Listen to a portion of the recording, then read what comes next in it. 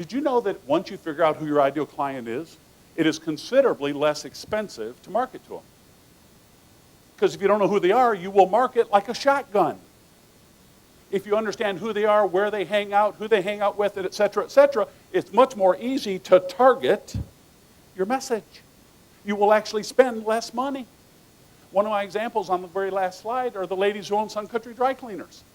When we started working with them, they had 19 different strategies in place to market and advertise their business. After 2 or 3 months of tracking it, which we'll get to in a moment, guess how many actually produce customers walking in their dry cleaners? Out of 19 strategies, how many do you think actually work? Close. 3. 3. Now, once you know that, by definition, aren't you wasting money with the other 16? I'm not going to share anything with you that's terribly complicated. One of the things we do with business owners is help them get really good with blocking and tackling, doing the fundamentals of business really, really well.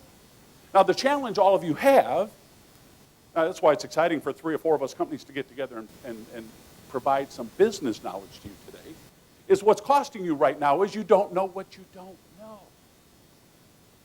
If you take this big giant circle of the world of business knowledge, and there's this little tiny sliver that's what you know, and then there's this other little tiny sliver of what I know that I don't know, and then the other 90-something% is what I don't even know what I don't know.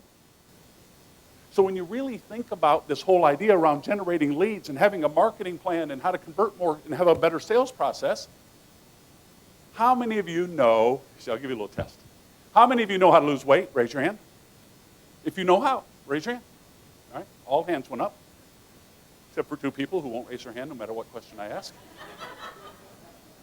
How many of you know that you should read more business books? Raise your hand.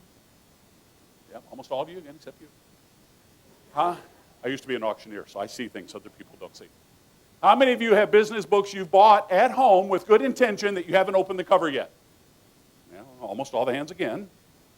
There's a really big difference between knowing and doing.